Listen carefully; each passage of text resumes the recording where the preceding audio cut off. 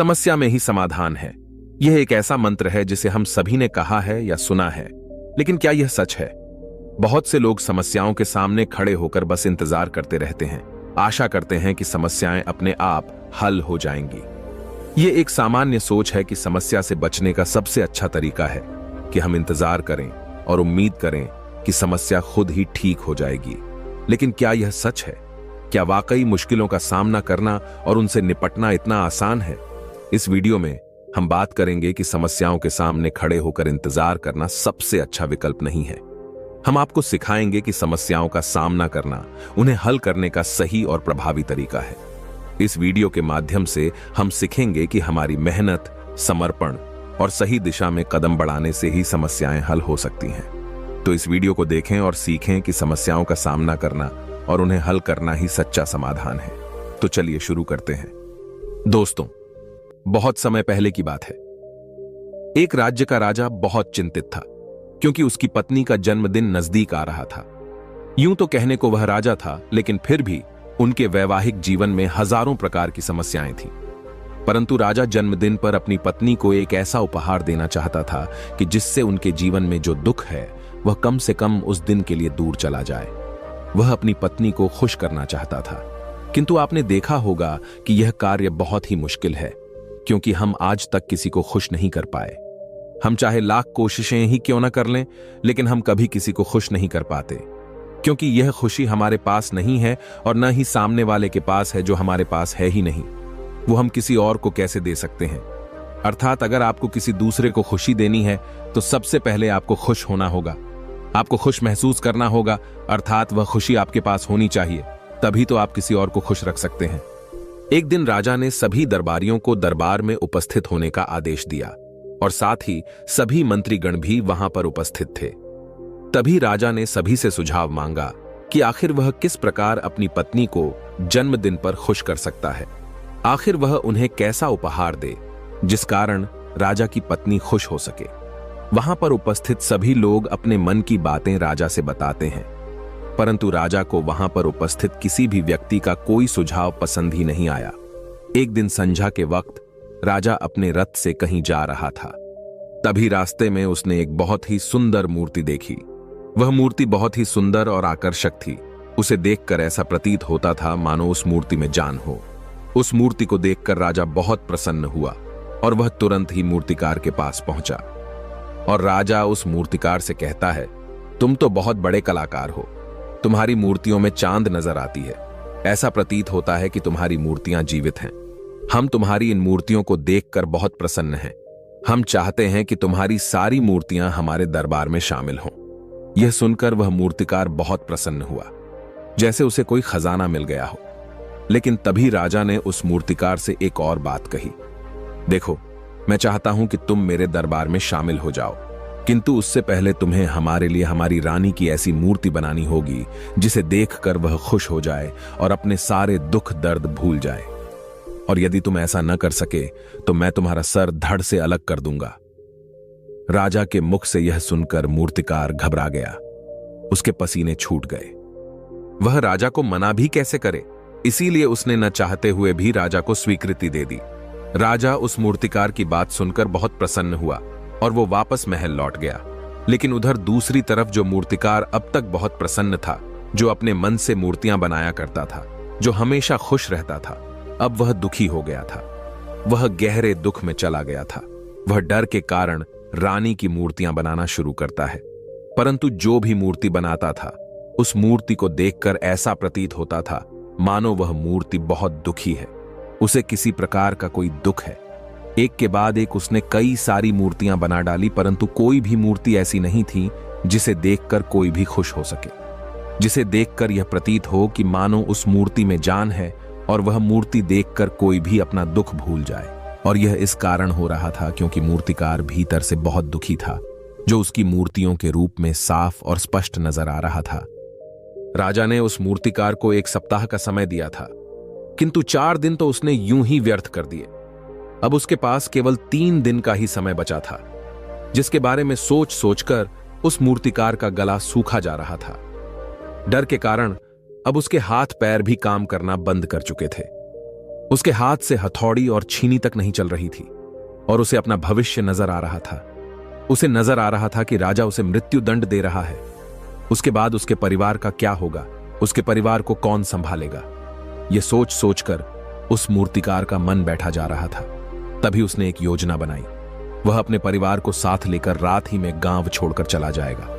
यह सोचकर वह तुरंत घर लौटा। उसने सारा सामान बांधा, अपनी पत्नी और अपने बच्चों को भी तैयार किया। वह जैसे ही घर से निकलने वाला था कि तभी उसने देखा कि राजा के सिपाही वहां पर तैनात है। यह देखकर वह मूर्तिकार और भी घबरा गया। वह समझ नहीं पा रहा था कि क्या करे। यदि वह यहां से भागने की कोशिश करता है और पकड़ा जाता है तो राजा उसके साथ साथ उसके परिवार को भी मृत्यु दंड दे देंगे। वह कुछ समझ नहीं पा रहा था। तभी वह जमीन पर बैठ गया और रोने लगा और अपनी पत्नी से कहता है, अब से तुम्हें बच्चों का ख्याल रखना होगा।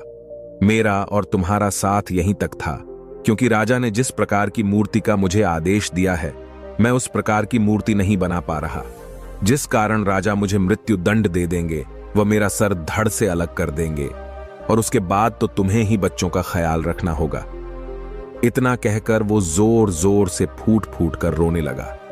देखते ही देखते रात बीत गई और अगले दिन सुबह सुबह उस मूर्तिकार के दरवाजे पर एक गुरु भिक्षा मांगने आए।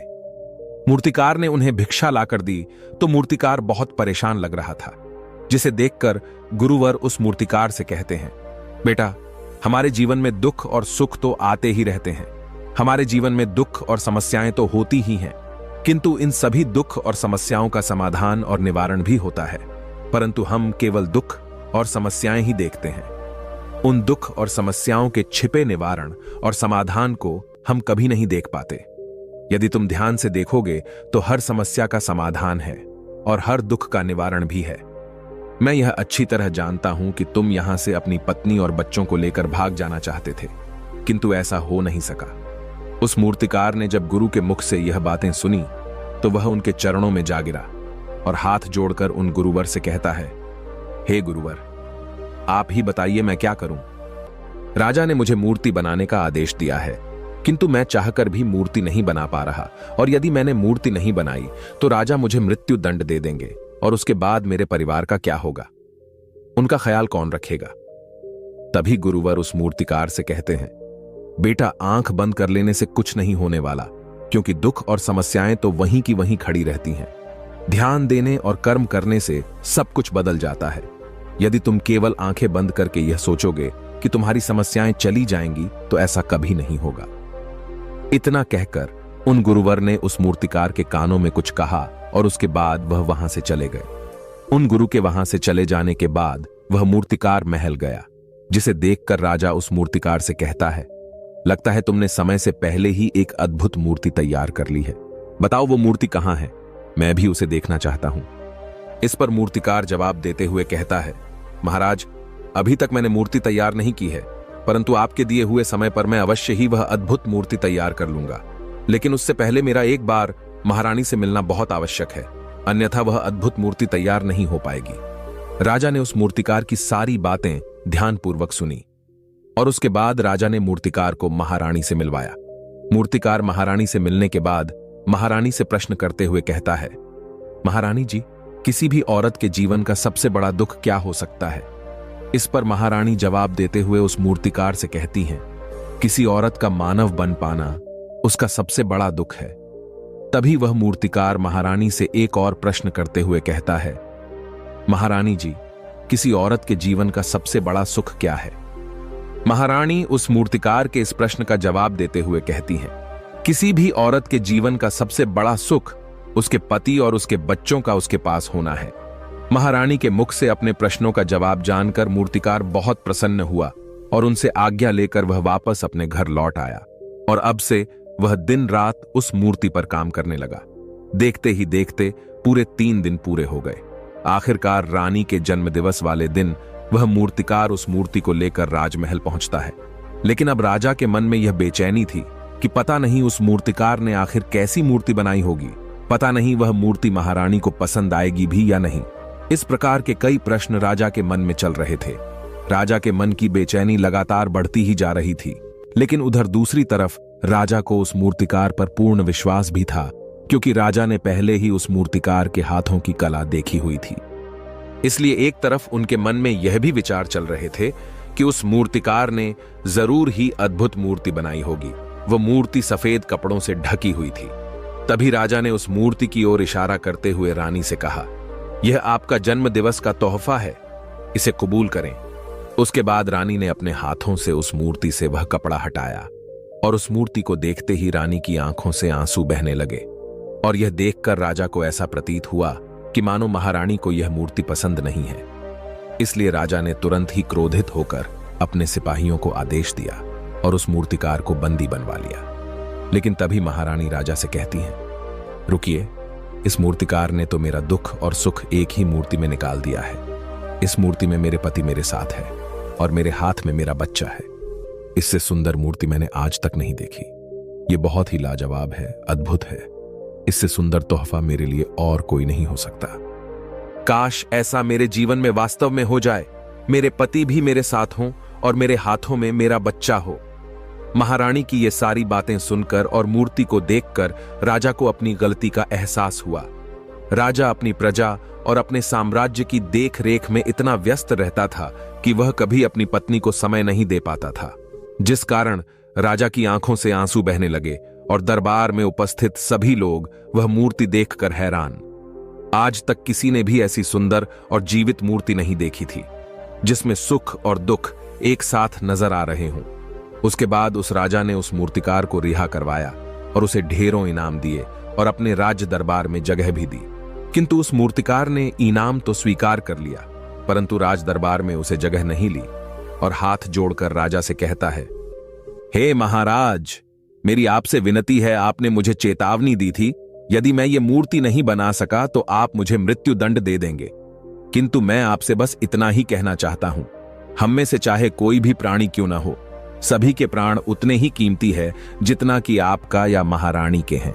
इसीलिए किसी को भी बिना दोष के दंड नहीं देना चाहिए। मेरी पत्नी ने मुझसे कहा था कि राजा की दोस्ती और दुश्मनी दोनों ही अच्छी नहीं है, इसीलिए मुझे आपके राज दरबार में कोई स्थान नहीं चाहिए। मैं अपनी छोटी सी दुनिया में बहुत खुश हूं। मैं अपने छोटे से परिवार के साथ बहुत खुश हूं। मैं आज तक जो करता आया हूं मुझे वह पसंद है और मैं अपने पूरे जीवन काल वही करना चाहता हूं। मैं जैसा हूं, जिस हाल में हूं, मुझे बहुत प्रसन्नता है कि मैं आज इतना खुशहाल इंसान हूं। अब मुझे आज्ञा दीजिए। इतना कहकर वह मूर्तिकार वहां से चला गया। दोस्तों, इसी प्रकार हमारे जीवन में भी बहुत बड़े बड़े संकट और दुख आते जाते हैं, किंतु वास्तव में तो यह दुख और संकट हमें कुछ सिखाने के लिए आते हैं। किंतु हम तो केवल उन दुख और समस्याओं को ही देखते रह जाते हैं। हम उनका निवारण खोजने का तनिक भी प्रयास नहीं करते। और जब हम दुख के समय क्रोध करते हैं तो हम वास्तविकता में अपना ही नुकसान कर लेते हैं। जो व्यक्ति समझदार होते हैं वह अपने दुख और परेशानियों से यह सबक सीख ही लेते हैं कि उन्हें विषम परिस्थितियों में शांत रहकर उन दुखों का निवारण करना चाहिए, उन समस्याओं का समाधान करना चाहिए। किंतु हम में से अधिकांश लोग यह नहीं सीख पाते और वे लोग दुख और परेशानियों के समय पर क्रोधित हो ही जाते हैं। वह इस बात को अच्छी तरह जानते हैं कि हमें दुख और समस्या के समय पर शांत रहना चाहिए और उसका समाधान खोजने का प्रयास करना चाहिए। किंतु हम बार बार वही गलती दोहराते रहते हैं। जब भी हमारे सामने कोई विषम परिस्थिति उत्पन्न होती है तो हम बार बार क्रोधित हो जाते हैं और क्रोध में आकर हम अपना ही नुकसान कर लेते हैं, क्योंकि क्रोध में हम कभी भी कोई चीज सीख नहीं सकते। क्रोध में हमारा मस्तिष्क काम करना बंद कर देता है और उसे केवल वह परिस्थिति नजर आती है, वह समय नजर आता है जो उसके खिलाफ है और जो जीवन के दुखों से, इन समस्याओं से कुछ सीख नहीं पाता। ऐसा व्यक्ति पूर्ण रूप से एक दलदल में फंसे हुए इंसान की तरह है, जो परिस्थितियों के दलदल में कुछ इस प्रकार फंस चुका है कि वह वहां से निकल नहीं सकता। फिर वह चाहे कितना भी हाथ पैर क्यों न मार ले, और जितना हाथ पैर मारेगा वह उतना ही उस दलदल में फंसता चला जाएगा। जबकि आपको हाथ पैर न मारकर बल्कि शांत रहकर अपने मस्तिष्क का प्रयोग करना चाहिए और यह सोचना चाहिए कि इस दुख, इस समस्या और इस विषम परिस्थिति का समाधान क्या हो सकता है।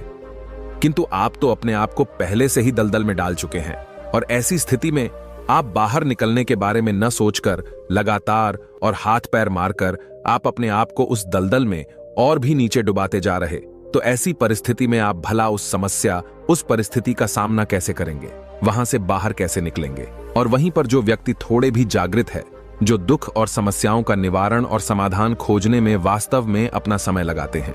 वह यह जानते हैं कि निवारण और समाधान एक हीरे की तरह है, वह हीरे की खान की तरह है। जिस प्रकार एक हीरे को ढूंढा जाता है, फिर उसे तराशा जाता है, जिसके बाद उस हीरे की कीमत बहुमूल्य हो जाती है, ठीक वैसे ही दुख और समस्या में समाधान और निवारण खोजने की आवश्यकता होती है, और वह हमें खोजने भी चाहिए।